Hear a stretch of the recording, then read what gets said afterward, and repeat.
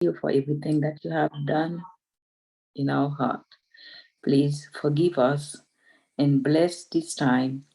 Bless everyone at your feet at this moment, that we can share together your love through our journey, through our stories, and through our lives. We pray you, Lord. We ask that you listen to our praise. Although we don't deserve your love, we ask you that in the name of your Son, Jesus. Amen. Amen. Amen. Good evening, everyone. Again, once you enter, you all on mute. But if you have something you're taking part of this program, I would like for you to remember to unmute yourself before you start talking, so we all can see and hear you. Whoever is taking part also have, when it's your turn to do your part, you can you have to turn on your camera so we all can see the person that is talking. Since we are recording the way we're doing it, it's okay if you want to have your camera on or not, even if you're not participating, but your mic has to be off. So I want to say a warm welcome to everyone this evening, and thank you for joining us for this program, the series Everyone Has a Story. Before we start, I just want to give you a brief history of the Tabitha Sisters, because once you see the flyer, it always say the Tabitha Sisters present. So the Tabitha Sisters, we are originated from Temple Salem SDA Church in Dorchester, Massachusetts.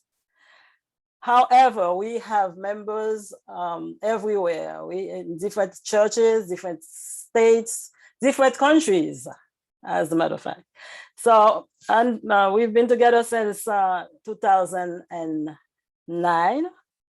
And by the grace of God, we have done so many activities in the community, social and educational events, annual retreats, and most recently we started with this series, Everyone Has a Story. It started in March when we,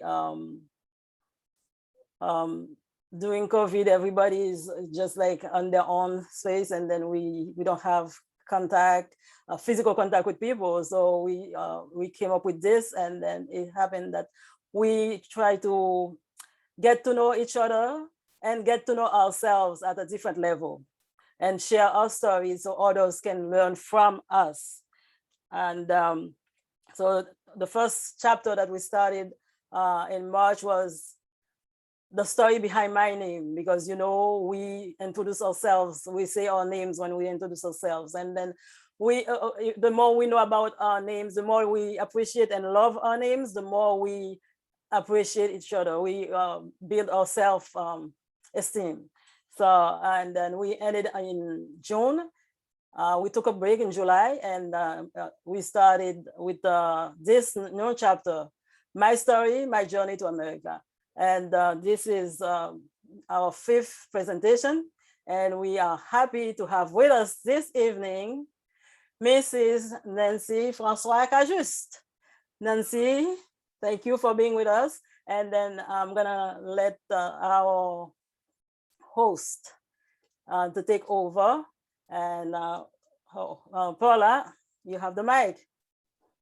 Why, thank you. Thank you. Once again, Nancye, thank you for volunteering your time and being able to be transparent about, or as much as you can, be transparent about your journey to America. And honestly, quite frankly, Nancye, I keep forgetting that you weren't born here. So this is going to be a learning experience for me as well. But without further ado, in case we have people here who don't know you, do you mind giving like a brief introduction, your name, where you're from, and how long you've been living in the US? All right. First and foremost, let me say thank you for the opportunity to be able to be part of such a forum. I do think that you guys at Tabitha Sisters are doing amazing work. And I remember many months ago, your mom had asked me to be part of something prior. And, I believe that there's a time and a place for everything. And it wasn't, we weren't able to make it happen back then. And here we are today. And I'm grateful for this opportunity to be able to be here and to share my part of the story. So my name is Nancye, and I love introducing myself because my name is different. I'm Nancye with an E.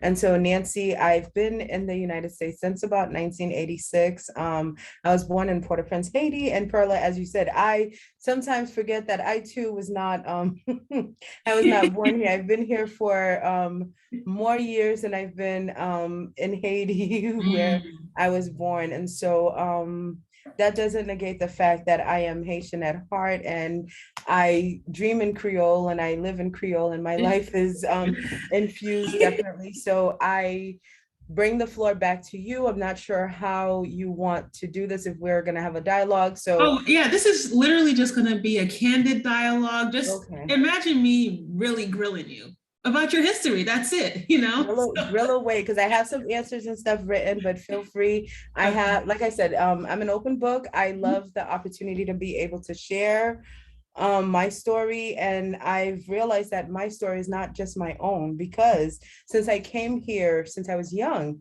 I can't say this is my journey to America, because a 5-year-old can't decide to come to America, so we got to go way back. Okay. So I'll let you start with your questions, and then we'll dig into my parents' journey to America. Here. Yeah. Well, actually, you touched upon it a little bit. I was trying to do the math in my head, like just giving an estimate of what age you were actually here.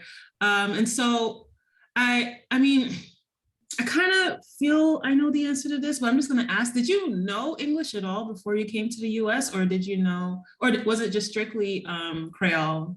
Okay, so I am going to say I am 40 fun. For those who want to know my age, I'm 40 fun. 40 fun, yes, it rhymes with fun. So I'm going to say I'm 40 fun.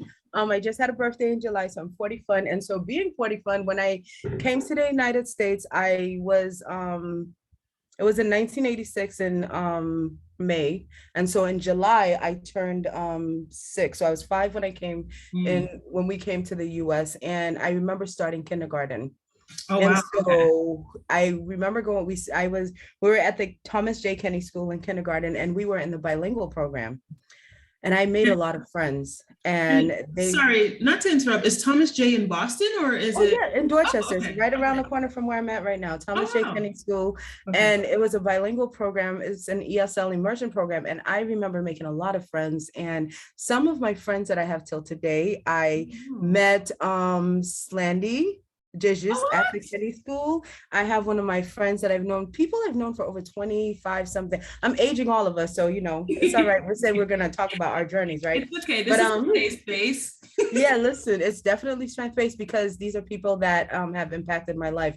So I remember being at the Kenny, and we were in the bilingual program, and I must have picked up on the English real quick, because somewhere between kindergarten and 1st or 2nd grade, I remember as a child, again, my parents might have seen it as, ooh, my child tested out of ESL, and she's smart, and she's assimilated into, because parents are thinking America the Great Melting Pot, where kids come in and they have to pick up on the language, and that's how they kind of, some families measure success or whatever. But for me, I remember losing a lot of my friends, because most of my friends were in the Haitian Creole program, in the ESL program. And so I remember losing a lot of my friends, and at lunch, you don't have the same lunches, but so I must have picked up on the English language real quick. And that's all to say, to answer your question. I don't, when we were in Haiti, do I know if we were exposed to English? We probably were, because my parents made sure, I remember bits and pieces of going to kindergarten or preschool in Haiti. I'm sure my parents tried to get us involved in it. I do, some of my earliest memories of coming to America, as I said, it's my parents' journey. It goes way back. So I'm a storyteller at heart. So it starts with when a man met a woman and they fell in love. So yeah, it's cliche, but it's the truth. My dad, may he rest in peace, he was a mechanic, and he was a truck driver, and he fell in love with my mom, who was this young, beautiful, melanated seamstress with this long, beautiful hair that was all natural and everything. Yeah. And, so they fell in love, and fast forward, they married. Fast forward, they had 4 children. And so, yes, Gina, my mama was a seamstress. She still sews clothes. And so because I have 3 daughters, every once in a while they want her to make things for her. So then they fell in love and they had us. And I remember my dad had our house built in Haiti. And somewhere around 1985, as you guys know, our country filled with political unstrifes, filled with reasons where people would want to find opportunities to leave. And all of these are like blessings in disguise. So around some time, as history will have taught us, as history has taught us, when opportunities arise, you have to take it. So somewhere between political unstrife, somewhere between my uncle and my aunt who were already here in the United States, somewhere between siblings missing their siblings, there was an opportunity for my dad to migrate to the United States. And of course, he's not going to leave his wife. So my dad, paid his way to come here for myself, my mom, my 2 older siblings, myself, and Deshawn. So the 4 of us were here. And it was challenging. Again, I'm telling you my story of migration but it's part of my parents, but also bits that I can remember. So I remember my parents working really hard. I remember living in the 3rd floor of an apartment on Blue Hill Ave that when I pass by to this day, I get like chills that I'm like, I grew up there. I don't remember what it looks like, but I remember having pillow fights. I remember running across Blue Hill to go to the park and play and ride our bikes. I remember opening the fire hydrants because back then that's what kids did. And right there next to the police station and the fire station, they didn't do things bad. It was not a bad thing to do back then because it was in the 80s, 90s, and the police, they let us do that. That's my childhood. That's what I remember. I remember my parents working opposite schedules. I remember my mom getting on the bus to go to work and my dad getting off the bus. They would say hi to each other at night. Oh, wow. Okay. I remember my parents sacrificing. They sent us back to Haiti multiple times because it was hard. What do you mean? They sent us back to Haiti multiple times because imagine 2 young people, because back then they were young, who are here trying to make it childcare when they were not probably fully situated. You're living in an apartment, kids are making noise. What are you going to do? Send them back home to family. And my mom tells this story and I laugh all the time that she's like, ukone, your daddy started crying. I miss my kids. So they would send for us and we'd come to the United States and we'd be trouble again. And they'd send us back to Haiti because they got to figure it out. And then we'd come and my dad's like, nope, I want my kids to stay with me. And then guess what happened? As if that was not enough, the golden child was born. They had Alan, so they had a 5th child. So then I remember things got easier, better, I'm not sure, but we bought a house, we lost the house, things happened. And through it all, we've been blessed, because America has been this opportunity. I think the reasons my parents left Haiti to come here was because they too heard of, the streets of America are paved with gold. Little did they know there was no literal gold. Wow. Okay. In the streets of America, because if I were to be brutally honest, I would say the same America that offered opportunity is where my father lost his life, is where my brother lost his life, is where, my grandparents are buried here, all of this, but it's also a place where we have come to know Jesus. It's a place where we have come to make a family. It's a place where I'm choosing to continue my migration story. And now as an adult, I can continue passing on traditions to my children. I can say, hey, I can settle roots. I can settle and remember the sacrifices that my parents made. I might not have to do the same sacrifices they did, but I can continue my journey and I can continue to do what I have to do for me and myself and my husband and my kids. And so it's been a journey. It's been a whirlwind. When I look back and see the things that my parents did, I don't know how they did it. They had 5 of us. I only have 3. And sometimes I'm like, Lord, if I could just pull the hair out, so what I do is I build a village around myself. Sometimes I don't utilize my village as much, but I do. I can call on people. People call on me. People are like, Sister Nancye, Miss Nancye, what do you need help with? Sometimes I don't ask for help. And sometimes the help comes my way. But being in America is not about being white or black. It's not about being Haitian or being American. Being in America is about being a human being. There's a bullet doesn't have a name. You see what I'm saying? So problems don't have a name on it. Somebody could be rich today, poor tomorrow. Somebody could be alive today, dead tomorrow. So issues, challenges, opportunities, none of those have a name. You got to make something for yourself. The same way my parents struggled, I expect that I'm going to still struggle. What I'm finding that is the same is that they paved the way for me by making sure that we were introduced to the Lord, that we have a foundation that we can build forward and move forward on. So I know, for example, I know that there's this whole American dream that, oh, by the time you're like 25, you got to have the white picket fence. Maybe I don't want a white picket fence. Yeah. Maybe I'm a late bloomer. Let me bloom when I bloom. Let me do what I got to do. Let's talk about this flourish. Okay. Because I'm here with you. Yes, I will do what I have to do. I will grow when I need to grow, because the facts are God never changes. And that's what I know. For me, that stays the same. When I talk to my mom, like even all throughout college, there was this one class I had. I majored in history, and there's this class I had about this presentation that I'm doing, it reminds me of it, because it was talking about your family's migration and your family's story. And I spoke to my mom, and I had an opportunity to speak to her dad, my grandpa, about their coming to America stories. And it was very different, because my mom, applied and helped my grandpa come here. And so their visions of America is very different. And here's an adult who helped her father come. So he had what I learned from that was that he had his own dreams, and he let go of his dreams. And in talking to my mom, I found out that she wanted to be a doctor. Oh, wow.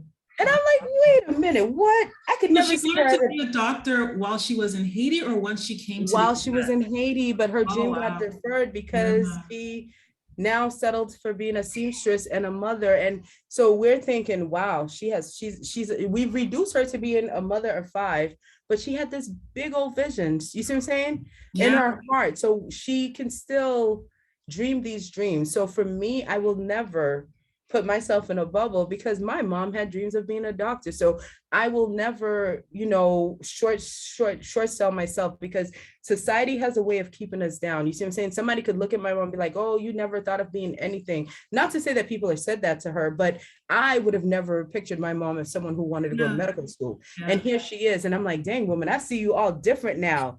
Like, why didn't you go to medical school? Oh, I met your daddy. And I'm like, oh, so you should have never fell in love. Is that what you're saying? She's like, no, that's not what it is.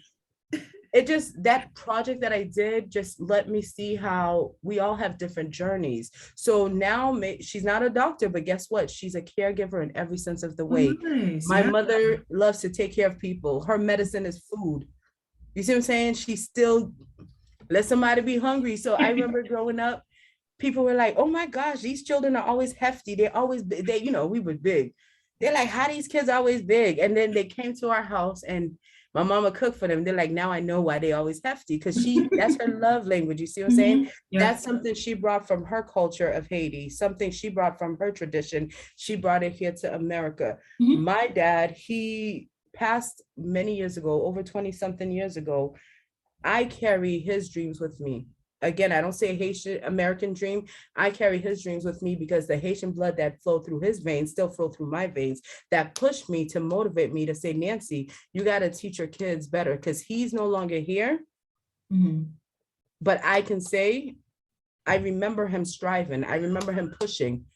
I can look at my children and see them making a silly dance. I'd be like, oh, you got that from your grandpa. They don't know their grandfather. They've never met him, never seen him, but the tradition passes. That's what, so sometimes it's like I'm living a dream, and I'm going back, and I could see my dad, I could see him in them, and I could still picture it, and it motivates me to do better. It motivates me to push forward. It motivates me. So in being able to share my story, my journey to America, I had to realize that my journey didn't start with me. It started with my parents. And then maybe 15, 20 years from now, my 3 children will be coming to say, hey, I'm in America now, but it started way back then with my mom, who came when she was young, and my grandmother who came and brought my mom here, and her and we're all intersected at different pieces, but we are all connected and all of that. So I'm sorry, I'm going to step back for a minute. It's okay. It's okay. I didn't want to interrupt. This is all great. And honestly, you kind of touched upon some of the things I wanted to ask anyway too, but let me just, I've been writing and taking questions, writing questions as we go along, but the first one I did have was that you brought up an interesting point where when you were learning ESL, although you did come here at 5, and in the previous interviews I've had, there is this sense of, losing some sort of connection with the people you left from your motherland to the US. But in this sense, you kind of left behind the connections you made in kindergarten and then proceeded to the higher grade level. So I found it kind of interesting that even though you were still young to feel some sort of loss in some sort of friendship that you had in the island, and correct me if I'm wrong, if you did have some close friends at that very young age prior to you moving to the US, but I just found it very interesting that there was still some sort of, I don't want to say disconnect, but some sort of metaphorical migration from that ESL class to the second or first grade you had, and then that disconnect or that loss, a sense of relational. So I think it's important to acknowledge the loss, because looking at it as, let's say like a butterfly, the stages of a butterfly, right? Every stage has to happen, and yet there's a loss or a gain in every stage, right? So in leaving Haiti, my parents choosing to leave Haiti, we had to say goodbye to a lot of people. I don't remember some of these people. And yet, for example, there's this one story of, I guess when I was in preschool, there's this guy who, he was a natural support family friend who used to always bring me to daycare, and he used to sit me on top of his shoulders, and of course he can't do that anymore. So the running joke is like, I guess at one point my mom had reconnected to him and was like, if you see Nancye now, your little child, you can't put her on your shoulders. And I'm just like, even though I would kind of like be offended, like why would I, but I found that as a fond memory, like, oh my gosh, this guy used to really like, bring me to daycare, childcare. Although that was a loss, the memory of it, all of a sudden in my child's mind, I'm like, oh man, I remember he put me on his shoulders, even though I didn't. But somewhere in my inner brain, in my inner heart, I'm sure that was a fun thing to do. I don't recall the uniforms that I used to wear, but whenever I look at pictures of children in school in Haiti, I'm like, ooh, I must have. Or what I do have some memories of, because again, it's 5, right? 5 years old. I do remember like around, I think Christmas time or some school times, there's these things called wosiol, like those little whistles. They're like little birds. If I ever see one, I get really nostalgic, and I'm like, oh my gosh, I remember it. When I was pregnant with one of my kids, what was I craving? Chico from Haiti. Had I ever had it for many years? Never. But all of a sudden my body remembered and I cried. Okay. What's a Chico? Chico is like it's like Cheeto Puffs, but then literally when I was pregnant with Naira, I cried daily for them, to the point where people were coming from Haiti and bringing me bags of it. Because that's what I could remember. It must have been a good memory. I mean, it was a natural craving, but those are things that I remember. So I had a lot of loss, and even family that I remember, because there's a lot of family that still stayed behind, right? I still connect with them. So I make sure, I'm thankful for technology. WhatsApp, it's a double-edged sword, because once they find you, they're gonna be hitting you up with their numbers. It could be spam sometimes. It could be. Girl, I wish it was spam. Now they find you and they're gonna be like, hey, you know, the shmoney. So, but anyways, they're people too. What you gotta do, you gotta be around. So you Facebook is really great for that. So I'm able to still connect with my friends, my families. Like I even sent this invitation to people all over, like, hey, join me. I got family in Canada. As long as the memory is there and it's a fun one. I don't have a lot of memory of what we used to do in Haiti. I do at some point, because I did go back and forth. I remember as I'm older, but the friends in middle school I remember much of, but the elementary school ones, thankfully, I still stay in touch with a lot of them. Through Facebook. We definitely reconnected. There's a whole community. because I think for me, it was important for them. I know that some of them have still a stronger bond that remain in that ESL community, but some of them have still sought me and are like, you and I bonded, and they're still bonding with me. You see what I'm saying? Because that's important as well, because to the outside world, and I think as an educator, as someone who does social services, I think deeply about these things for children, because when we're looking at the outside achievements and saying, wow, this child leveled up, what are we doing to the inside systems and communications that the kids have made? Yeah. Are we making sure that they are connected? You see what I'm saying? So Right. when we're having a meeting saying that X, Y, and Z is going to another grade or another class, or we're skipping them, how is that going to impact that child? Because I know how it impacts me. You see what I'm saying? Like, I could go on and on about this topic just because it's very near and dear to me. So everything is different. And I think it just opens up opportunities for families to communicate and connect. Because when I was a child, when we were growing up, there was a time when I wouldn't be able to have a conversation with my parents and be like, hey, mom, this is how I feel about that. Because they were of the old school that kids don't have feelings. But now, oh no, my mother's reformed. She's revived. The Lord has touched her. Everybody has feelings. I can't even try to talk to my kids without considering their feelings, because she'll be the first one to be like, don't you know? And I'm like, where were you when I was growing up, woman? Where did all this come from? Right? All of a sudden she knows I don't know if she's listening, but if y'all don't tell my mother, and if this is recorded, I didn't say that, okay? We're gonna fast forward, but all of a sudden she's different, right? Culturally speaking. Nancye, Oh yes. you said your mom's reformed. Oh, she learned. After 5 kids, I think she learned. I was the only girl. I don't know what happened, Sokra, but now, like, I remember growing up in church at Salem. I could never think of going to sit in the balcony. Okay, so here we are. Let's say Grace is now 17, 2-3 years ago. Oh, Grace is 17. Oh, now she's 17. Yes, Grace is gonna be 18 in June. Yes. Let's not talk about that, because we're not talking about shock factor. We're talking about okay, sorry. Yeah, okay. So yes, I'm sorry. I'm not ready for that. Yes. Yeah. So my mother says, oh, let the girl go upstairs in the balcony. I said, wait a minute, who's gonna go where? Where was the same energy at 20? What are you talking about? Oh no, did you consider her feelings? I said, wait a minute, now we gotta consider feelings. Wow. I said, okay, I said, God is real. That's what God does. You see, the love of Christ constrains this woman to the point where now she knows. She is a walking testimony. He's a walking testimony, okay? So he's still working on her, and I say he's still working on me. So she went through, she sacrificed so much, and my mom is a humble person, and God shows me through her. Yes. Because again, as I was thinking of this, to get back on the topic a little bit more, it's hard to think about America, and I think about the gains, I think about the losses as well, and what balances all out for me is that God is the equalizer, right? My mom came here, she lost her son, she lost her husband, at her dad, at her mom, and all of the above and above and above. And when you put Jesus in the balance, he negates every loss. He takes over every problem that we have, and that levels it out. So America did not steal from us. America did not give us anything or take away from us. America is just an opportunity, and God is the one that is the provider. And so for me, I continue to strive. I'm not worried about somebody else's goals and visions.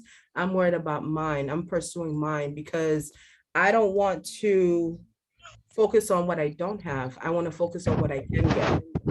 I want to focus on what I can make. There's certain things that, I want to measure my success against my success. I want to know what I can do for me. Like I said, I might be a late bloomer. One of the best books I've ever read was a book called Leo the Late Bloomer. There's a little lion, and I'm gonna paraphrase it really badly, but he wants to roar. He can't roar, and everyone is trying to roar. He's like, meow, meow, he can't roar. No.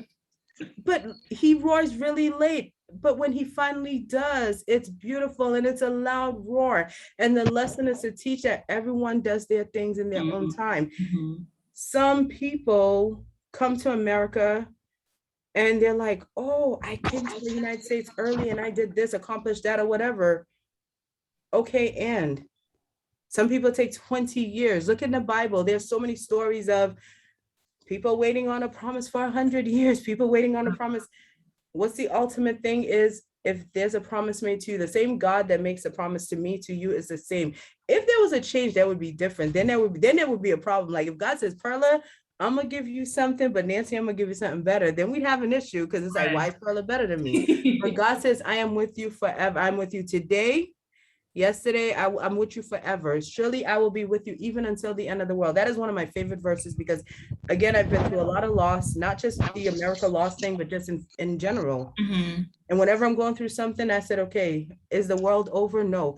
And in saying I will be with you even until the end of the world, that means even after the world is over, I'm gonna still be with you. You see what Wow. I'm saying? Yeah. The Yeah. world's gonna be over, I'm gonna still be there. Mhm. So even when the world's over and you want to do that worry, don't worry. I'm gonna I still be got with you. you. Yeah. So we have to claim the Bible promises. I know some of the questions that I wrote to kind of like touch upon. I know you had your stuff too, but I have a question. oh, sorry, go ahead. Yes. I also came to in this country when I was in elementary. So I wanted to know, what do you remember when you were in Haiti? Like you mentioned about the food, that is something that I remember also, but what do you remember? What are some of the earliest things or stories that when you tell your family, they're like, you were just a kid, how could you remember this? So I remember a couple things. I remember two very, very vivid, and one of them I had to fact check it with my mom because she thought it was a dream and it wasn't, and it was real. I had some ruby earrings, so my ears were pierced. We were not Adventists when we were younger, and so I had and I'm visual, so I had to close my eyes to kind of like bring the memory back. So I remember having a dream, and in my dream I saw that okay, so are we all, yeah, I think we're all over 18 on this platform here, right, Perla? Yeah, I think so. So I remember when I was younger, as I was growing up, I have like smells that I could be very sensitive to. And so I kept having a dream, and in my dream I kept smelling something, and I would ask my mom, like, what is the smell that I dream? And she's like, "Ah, petite, où tu dois parler, you talking, da, da, da, da." And I am like, Mom, I keep smelling this thing. And I just remember bugging her about it. And then I kept telling her more of the pieces. And then when I put it all together, she kind of like said, oh, this is what happened to you. So it must have happened when I was in Haiti, and then she put it together. So I smelled something rubbery. I didn't know what it was, but in my dream, what I saw, but it was a memory, not a dream, but it was a memory. Someone gave me a balloon, or what I thought was a balloon, but it was not a balloon. So read between the lines, people. So yes. Wow. Okay. So Wow. and what I remembered was I had earrings on, and then I didn't have earrings on. And I remember somebody pulling me, going somewhere with me. So I must have been in some marché place or whatever, some marketplace. And I said, Mom, I remember the smell, and I remember somebody taking something from me. And then she said, oh, you remember that? I was like, yeah, what happened? And she said that we were somewhere in La Ville or downtown, and someone lured me to take my earrings out of my ears. And they lured me by giving me a balloon, but it wasn't a balloon, it was a condom. They blew up and was like, here's a balloon, little girl.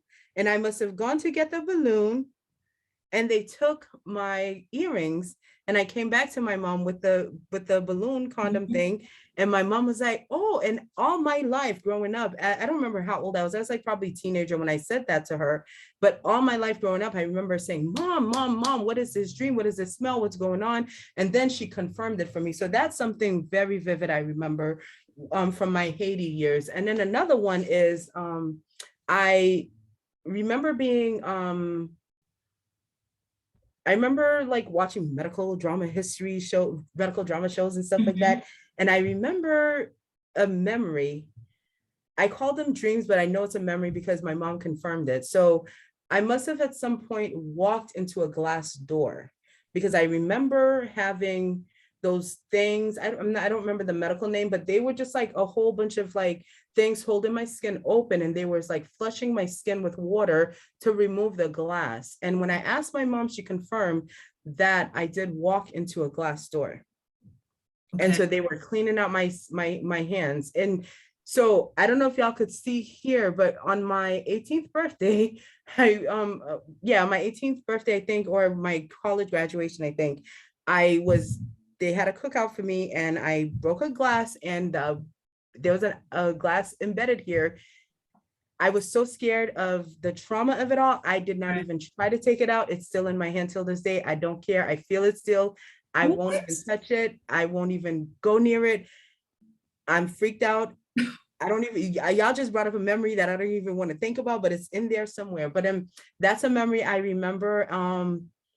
And I know that I don't remember this, but I have a scar. So when I was younger, and I know that God had a plan for my life, I definitely was meant to be. When I was younger, I think when I was young, kids, you gotta watch them, right? Mm-hmm. But they'll always be mischievous. So I must have like taken some of my auntie's something when I was younger. I was like 3 or 2 or something.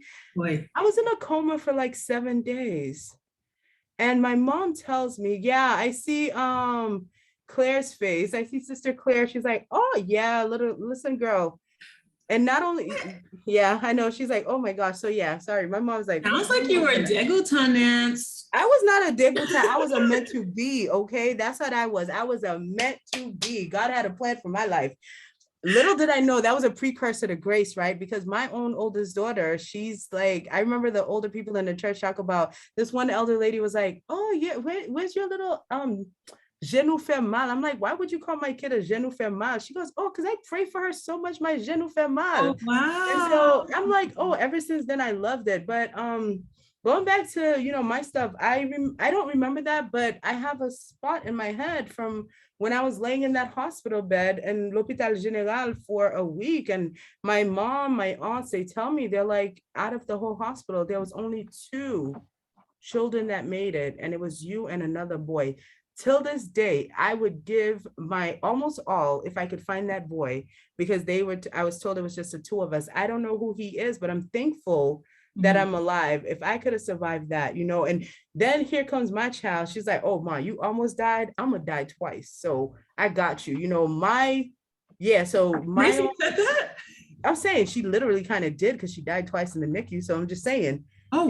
Yeah, no, my daughter's story continues. So America, being here, God has a plan for me, and I'm gonna push forward until I can live it as much as I can. I don't have a lot of all these other memories. So that's why sometimes when my kids are like going crazy for everything, I'm like, girl, you ain't gonna remember everything. Everything. So I try to write memories down for them, and I send emails. So I've made email accounts for them, and like, if I remember, I'll be like, okay, on today, this is what you did, and this is what you said. So I'll send them cute little videos.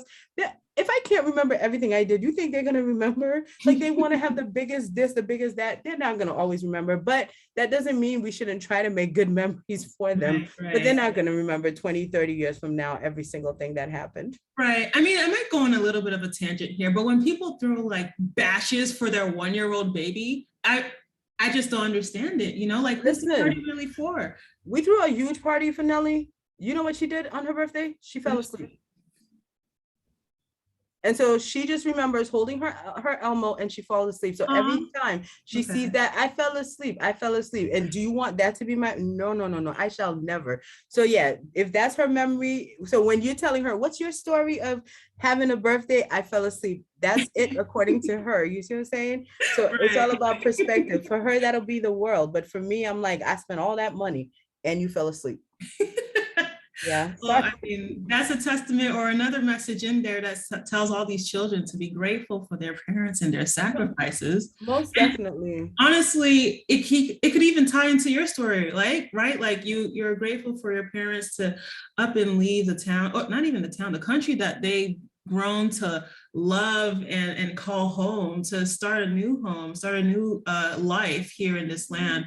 I do want to give the audience a chance to ask questions, but as the questions are coming in, I do have one that I feel like ties very well with your nostalgia that you've had, or placing yourself in certain situations to have that connection to the motherland. Do you ever wish that you stayed a little bit longer in Haiti before migrating to the US, or 5 year? No, sir, no, sir. Let me stop. No, let me play. I'm just joking. So because of all the political strife, my body wasn't meant to be down there with this mess. No way, no how. Wow. Okay. I think of it, and I'm going to say it not just physically. I have asthma. I have and I'm not saying this to negate the people that are unhealthy down there, but let me put it in perspective. When I had my first child, and I say my first child because I know a lot of you know Grace, but there's some people here who don't know, so I'm gonna be a little different in my speak. So when I had Grace, she was born really sick. She had a lot of birth defects. She needed a lot of medical intervention. She was in a NICU for 3 months. I'm a firm believer that God will provide. And there are places where kids are born that, more than miracles happen, right? And with that being said, if she were born in Haiti at that time, she would not have survived. There's no way, there's no how with the medical stuff that's going on. So as parents, sometimes we have to, there's negotiables and non-negotiables. There's decisions and choices we have to make. So going back in hindsight, my parents, I feel like they made the best choice that they could at that time, because they had a vision for the future. You see what I'm saying? You don't make a choice based on today only. Because if that was a choice for today only, they wouldn't have left their beautiful house. They wouldn't have left their jobs. My father was driving 18-wheelers down there. He had connections down there. He left his mother, his sisters, his brothers, and he was providing for others. They would not just decide, but he saw my 4 children, didn't see the 5th that was to come, but he saw opportunities. And that's how we have to think of and to survive. So if I were to say, what I wish could have happened was for there to have been more political stability, so that it would have been easier for those that left to be able to go back home and to be able to enjoy it. Because I'm tired of reading about others enjoying. So many times I remember going to Haiti, because we did go back for visits, and there was one time I went and we were in a hotel, and I'm clearly looking around and there's these blunt people talking, but they're speaking Creole, and I'm just like, and they're like, I'm like, oh, so you're one of them, and they're like, oh, you're one of them, like, and I go to Haiti, and people in Haiti are telling me I have a accent when I speak Creole, and I'm like, I'm very proud of. My mother did not tolerate us to speak in English in the house. Like we spoke English to her sometimes, but she spoke Creole to us. My grandmother stayed with us sometimes. My grandfather, they were not very well in the English, so we had to speak Creole. My uncle who stayed with us, every time we did devotion, it was in French and Creole. So we made sure our culture was immersed in everything. And it's easier for me to flow in the English, but I'm thinking in the Creole. I said, like I said, I dream in Creole. Even my kids, like sometimes, they'll try to go easy on me, like, oh, we want to speak English. One time I saw them pulling the biggest trick on me, and I said, They were playing with their dolls, the oldest 2, the baby wasn't born yet. The 2 were playing with their dolls, and they're having the dolls speak Creole. Mind you, it was broken Creole, but I'm like, okay, so y'all ready to, let's do this. We'd be places and we're telling jokes, and they don't know what the joke is. They can't laugh, or they'll laugh like delayed. And now you speak around them, they understand it's our culture. So we can't go back home. But I also heard stories of, like, when the earthquake happened, there were so many professionals who went back home, and Haitian professionals, and they needed people to translate, and it's Moun Blanc have translate for them. Like, that's a shame. Wow. I'm not blaming it. I'm just saying, how can we elevate? Yeah. I'm not going to put where safety is concerned. I'm not going to blame anybody for having the safety. But then what do we, as those who are out of our homeland, do. We can educate ourselves. We can send money back home. There's a whole lot of mess with that, because when you send the money, then you hear people's, oh, they're stealing the money. There's this, that, the other. So it's a whole lot of other messes going on around, but that doesn't negate us from the obligation. So I wish it was safer for us to be able to go back home. So I live vicariously through other people. I help when I can. I love reading stories, because when you read stories, you get lost in there, you get immersed in it. I wish I could do more. Hopefully, when things get better, we can do more, but I cannot, with my good conscience, put myself or my family, because now it's not just me. I'm obligated to Danelle, I'm obligated to Grace, Naira, and Janelle, and my mom, and my others that count on me to keep myself as safe and healthy as possible. And that does not involve me putting myself in a situation that I can't do anything. God says, I got you, but he don't say test me. So I'm not going to do that. Ooh, God said, I got you, but he didn't say test me. I love that. Listen, I have more questions, but I just want to give like 30 seconds for the audience. No problem. I've been writing so many questions here. All right. And I'm going to stop talking and let the audience. No, listen, Nancye, go right ahead. I definitely appreciate how open you are just telling us your story. But it doesn't look like there's anyone. So I'm gonna ask my question here. So no, hold on. Let's see. Do y'all have questions, people? Okay, yeah. I mean, if not, I'm gonna give it to my hostess, because she's doing the mostest and she's doing a great job. Don't be shy, y'all. Yes. Okay, so did you say your parents came straight from Haiti to Boston, or where did they go, to New York or something? So, every migration has a story in itself, right? So what I think is they came from Haiti, they went to New York, because that's where my uncle was. Then they came to Boston. Okay, because I know that I always hear that stop in New York stories. Tout Haitians in New York. New York. Every Haitian goes to New York, even if they don't go to New York, it's always New York. They go to Miami, it's New York. They go to everywhere, it's New York. But we literally went to New York and then we came here. Yeah, this is true. Okay. I think Sokra has a question. You're on mute, Sokra. I say I protest, because I didn't come from New York. I went straight to Florida. I stayed in Miami, okay? Oh, that's another one. It's either Florida or New York. Mm-hmm. Yeah, the number one, when it comes with population, New York is number one. Florida is number two. The third state is Michigan, Chicago. Oh, okay. I didn't know that. The third is Massachusetts. The fourth is Michigan. Okay. Oh, wow. Okay, I didn't know that actually a little bit believable. I didn't know about the Michigan one. You're back on mute. Sokra, you're on mute again. Oh. Sokra, are you there? Did we lose you? Okay. Well, are there any other questions the audience have? We do have 15 more minutes, and I don't want to miss out on anyone who probably want to ask Nancye a little bit more about her life. It's me. Who is this? Hi, Nancye. Hi, hold on. Who is it, please? I can't hear well. It's Shirley. Hi, Cheryl. Hi, I have a question. What was the question? Oh, yes. So I'm wondering, like, in the future, if you go to Haiti and like things better in Haiti, would you encourage them to go? Absolutely, 1000% yes. It's up to interpretation of what things get better include. For example, I'm an open book, so I'll speak for myself. I'll personalize it to me. Things get better to me looks very different than things get better to others, right? I know I would need to know medical connections are on point for if there's a medical emergency for myself or my kids. As long as we can have that, our insurance can work. We know who to go to. We know what to do. I got that. We're good to go, right? But if I know it's gonna be, you gotta be climbing some mountains, going up some hills, rolling down some rivers, doing this, that, the other, it's not the place to be. Then it's gonna be you come in one day and you make sure you get out the same day. You see what I'm saying? Because again, it's a matter of like even in America, right? I don't want to make it seem like Haiti is this most unsafe place in America. Is not.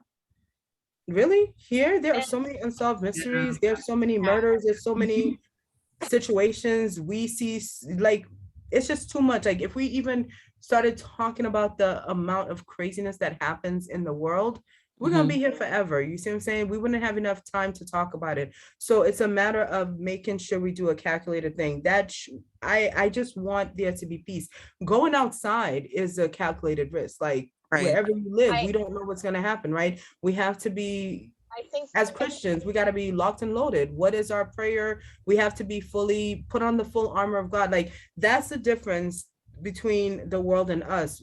Greater is he that is within us than he that is within the world. We have to not only say it, but to believe it. And in doing so, it's not just a matter of, I'm just going to go, I know God is with me, so I'm just going to cross the street knowing that the train is coming at 5:50 and at 5:49, I'm going to be crossing the street. No. Yeah. Because I know that God is with me, I'm going to wait till that train passes safely and then I'm going to go because God gave me a sound mind. Correct. Right. So I think we need to make sure we are able to go to Haiti. We need to find ways to be able to support. Like it breaks my heart. I wish I could take everything that I have, even not the excess. I have so many excess things, but things that I have that are not in excess, especially in excess, and donate and to give, to share with others that don't have. It breaks my heart to see I have 3 girls that have so many things, and then there's so many kids that are so impoverished that they don't have some things, to see food being wasted, to see all that. So we wait, and while we wait, we are creative, we're thinking of ideas, and it hurts because since I was young, I've been hearing, oh, L'Eternel, when is Haiti going to change? When is Haiti going to change? When I get discouraged, I just keep thinking back to the Bible. There are times that it takes a long time for a prayer to be answered. And I said, Lord, while we wait, it seems lately we've been waiting for things to get better, and boy, they're not getting better. Like, look what's happening right now in Texas. And I don't even know where it's happening because I don't even want to look at it, right? Because it breaks my heart. Not that I don't care, but it breaks my heart to see such things happening, the earthquakes, the this, the that, and the others. And then some people will say, is there not a God? Really? Imagine if there were not a God for a minute, what would really happen? So it's a whole lot of stuff. But back to your original question, Cheryl, I definitely think when things get better, as they get better, we should definitely be able to go and help. But while we can, I pray for reasonable, healthy, honest ways that we can reach out there and help and support. Awesome. Okay. Thank you so much, Nancye. Thank you. And honestly, Nancye, you brought up a really good point about how there aren't, I mean, like everywhere in the world, there are some dangerous areas. And so we could even go down a rabbit hole with that in and of itself. Like just being a Black woman in America, that's a completely different ball game. And we don't have the time to get into it. But I just feel like I should probably just point that out. Like there's so much, it's just like, what's it called? Those, the games that we used to play when you were younger, and you like fold up the paper and you put the numbers on top, and then like you fold up the flags, there's just more information there, fold it up, more information. That's kind of like our lives right now, especially with everything going on. Like you said, at the border of Texas, and earthquakes, natural disasters. So there's just a lot of just being from Haiti and watching what's happening to the land that you hold dear. And actually, most of us here hold dear to us. So I'll stop rambling. We do have a hand raise. Perrette. That's Perrette. Sorry, girl. The fact that you said her name. Wait a minute. We're gonna address that one after, okay? Because that's a whole cultural something, right? If we were in Haiti right now, would you be able to say out her name like that? Do you think? I would honestly be mute in Haiti because there have been countless times when people told me to stop talking because it was painful for them to hear my Creole. So anyway, I will send the mic back to Perrette. Yeah, it's my turn. It's my turn, Perrette. Okay, so first of all, I just want to say I applaud you, Nancye, for your beautiful story, coming here at the age of 5 and make it all the way through, and all the ups and downs and stuff like that. I want to applaud your parents for the way they just like, you talk about their alternate schedule so they can take care of you and making sure that you get the education that they want you to have. And then when they feel like they are not able to take care of it. They send you to Haiti, thinking about it, plan no strategy and come just bring you back. So I think that's a good thing. That's a beautiful way of parenting. And I also wanted to say that I mentioned that when you say, okay, if Gracie was born in Haiti and all of these health problems that she has, maybe would have been handled differently and stuff. Yes, I agree with you. And then with that, I will say that this is why when we say everyone has a story, your journey is not my journey and stuff like that, because even God has a plan for you, for your life. So he gets you here since that young age. And so I know Marie-José is on the somewhere in there because I cannot see everybody the way the screen is in front of me. But I know she mentioned the other day something that her pastor, one of the pastors that they had at her church said, and I keep on just bringing it back. It says God has a straight line for our lives, but we see all the detours, but that's his way to take us to the straight line that he has for us. So I am happy to hear your story. And once again, bravo. Thank you. I'm very happy to have been able to share my story because it made me reflect a lot, just thinking, that there's intersectionalities of everything. When I first thought of it, I'm like, my story, wow. And I looked at the questions and I'm like, I didn't choose to come to America. Like, this can't be about me only. And then I'm thinking, wow, my parents. So we all have, because I was able to catch a couple of the previous series before me, presenters before me, and I listened to some others who came in their adulthood, and I said, wow, I can understand them making a choice, but how can 5-year-olds make choices? You see what I'm saying? So as an adult now myself, I didn't make a choice when I was a child, but as a parent and an adult, I can say, okay, I have a perspective of what my mother might have been thinking because she shared her story with me. And I now have my children who are 3 different ages, 13, 5. Oh, I said 5. Wow, I just aged Nelly by 2 years. Sorry. Let me try that again. 17, 13, and 2.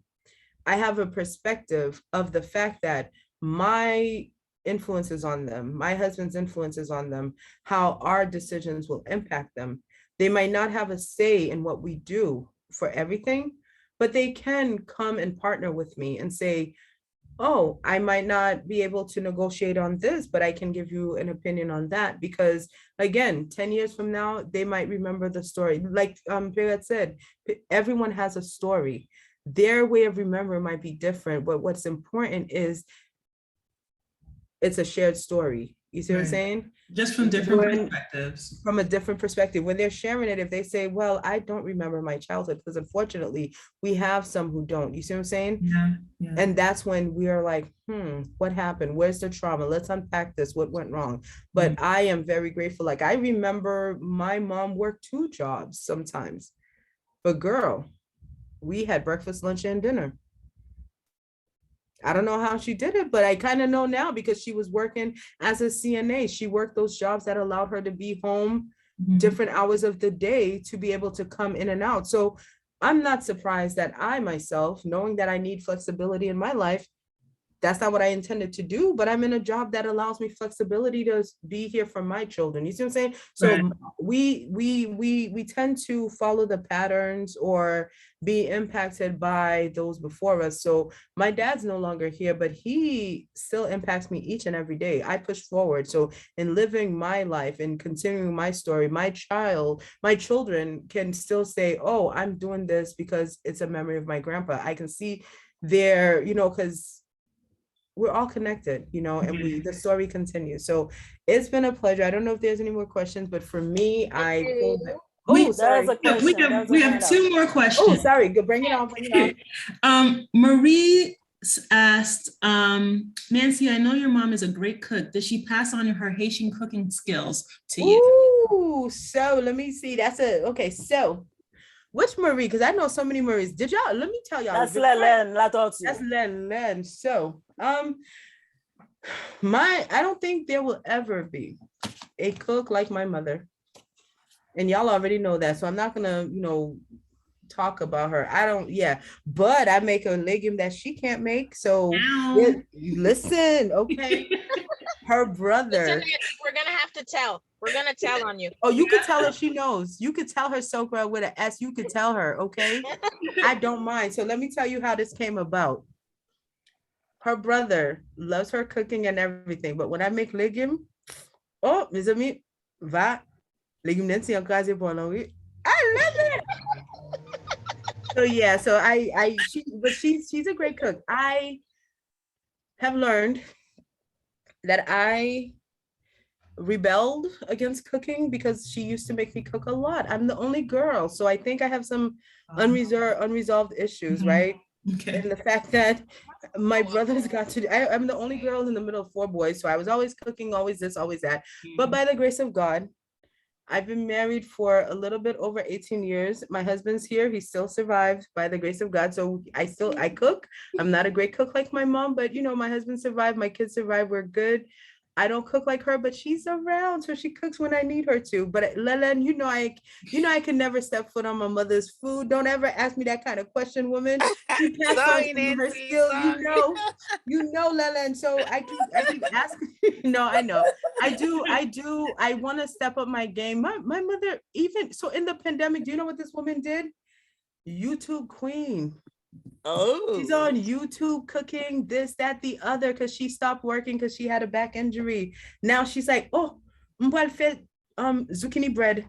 Oh, I'm gonna make this. I'm gonna make that. She's perfecting her skill. My mother could cook with her eyes closed, one hand tied behind her back.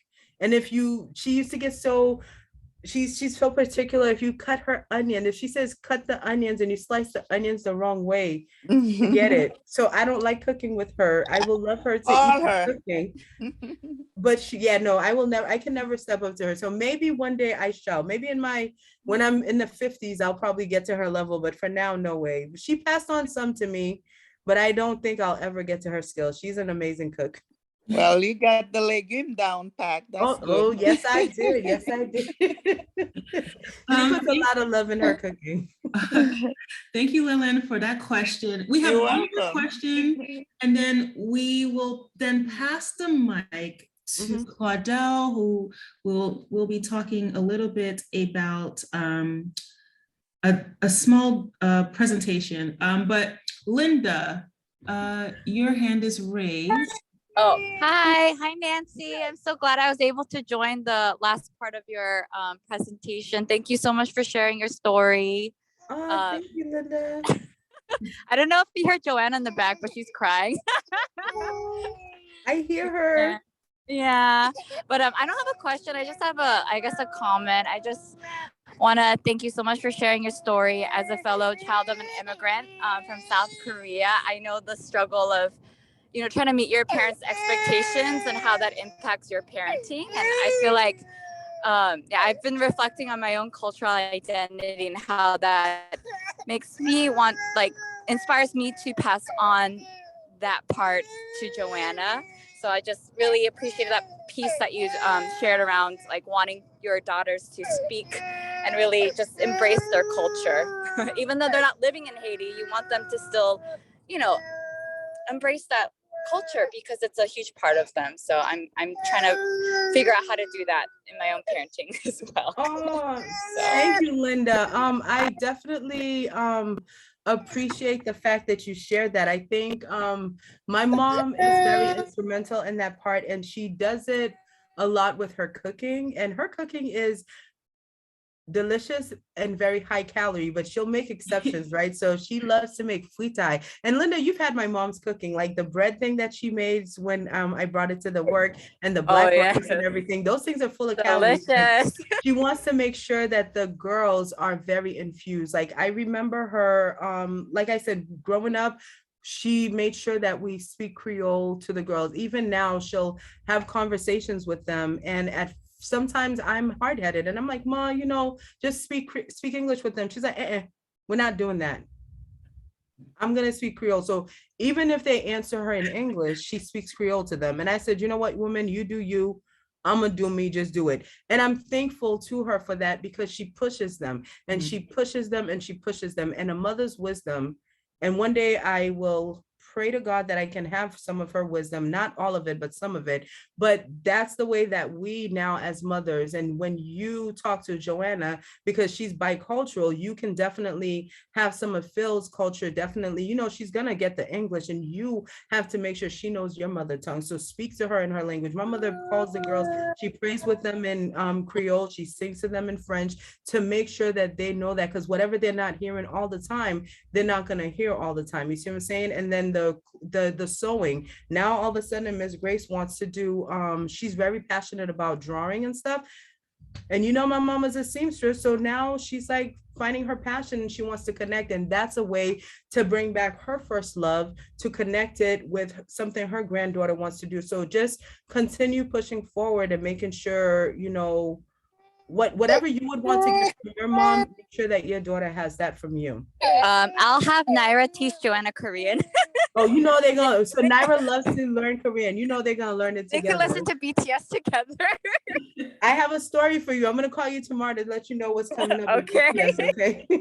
Thank you so much, Linda, for that question. And honestly, Nancye, I think your mom's passion and love for her country and culture stems far beyond the family walls. Because I remember I went to Haiti with her a couple years ago. Girl. And listen, once we landed foot on that land, I wasn't allowed to speak English. Again, I was mute. Anyways, okay.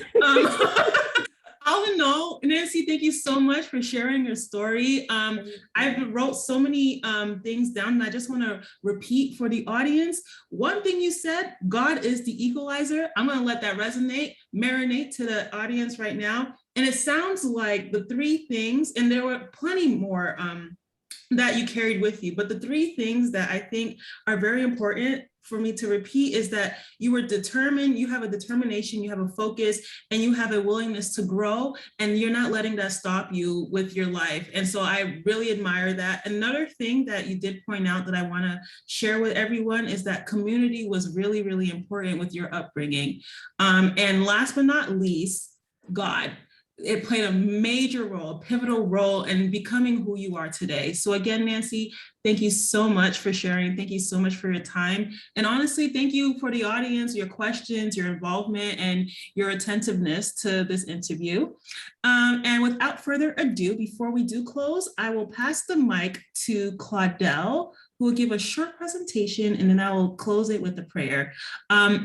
Before I, pass the mic, is there anything you want to share, Nancye? Like as a final conclusion? Just final words of thanks. I definitely want to give a shout out to you, Perla, because I remember seeing you at Salem, little Perla. Now Perla's like big Perla, like moderating stuff, doing things. So thank you very much, Perla. And I want to say, I think the Tabitha sisters, I want to thank you, Piglet, for always, being a beautiful, melanated, fearless leader, doing your thing. You guys are doing awesome work. I want to thank my husband for being my better half, because while I'm here tucked away with y'all for an hour, he's tucked away with the three girls.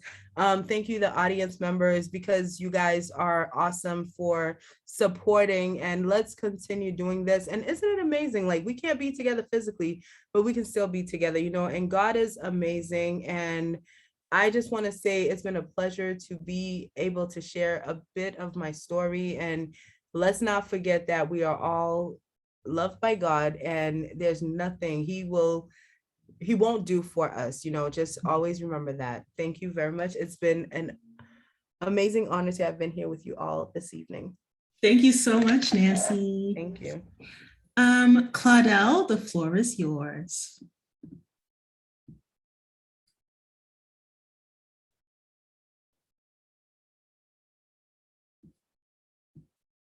Claudel, are you here? While we're waiting for her, because I don't know if she's here, I just wanted to say I know a lot of thank you has been said already. So I just want to add to the thank yous and remember that we share stories because stories inspire, stories motivate, stories connect, because you can see yourself while you're listening to somebody else's story, or you can learn from that person, and then a lot of connection, a lot of inspiration can happen while we sharing our stories. Let's learn, let's continue to learn from each other, and let's continue to share our stories, because you never know who you're gonna inspire. Definitely. Claudel, are you ready to give your presentation?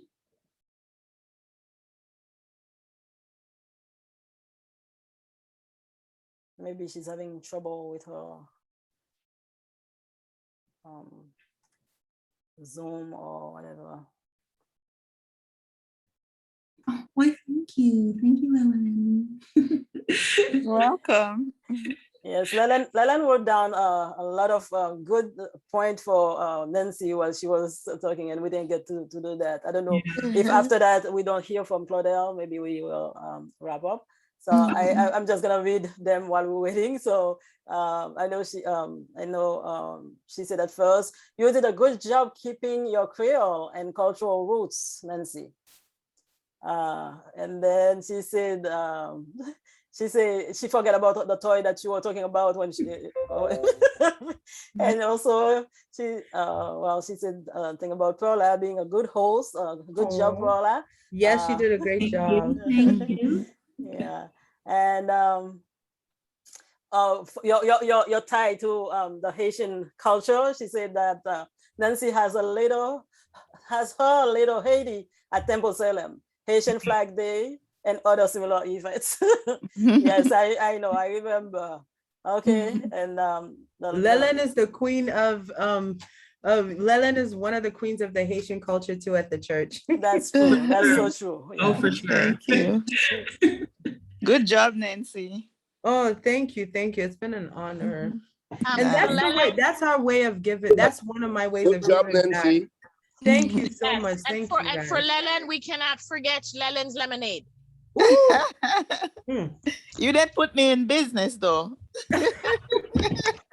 Nancye, this is what they're looking. Oh, Talk to your daughter, hi. Leland. Talk to your daughter. Good job. Thank you, my friend. Thank you. Say hi to Semi Lut for us. So Claudel Good is job, not here. the host is Yes, also. I'm here. Sheila. Okay. Oh, okay. She's here. Great job, Nancye. Thank you. Thank you for joining us.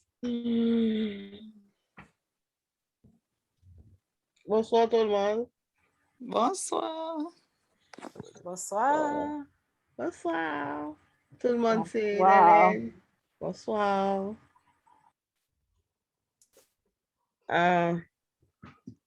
Good job, Nancye. Thank you so much. Claudel, I was told that you had a mini presentation. Do you want to do that after the prayer or before we wrap up? After the prayer. Okay. Makes sense. I will then pray for all of us before we end. Again, thank you so much, everyone, for your time and your participation. Let's bow our head and close our eyes as we close. Dear Heavenly Father, thank you so much for this opportunity to learn, to hear the story of Nancye Cajuste and her migration to the US, and not only her migration, her parents' migration, and what it meant for the larger picture, for the larger meaning of on how it carries on generation to generation. I thank you for who you are and what you've done, both in her life and all of our lives here today. I ask that you continue to do so as we depart and separate. Today, I pray that you cover us, you forgive us for all of our sins. And until next time, Lord, thank you for everything once again. In your name I pray, amen.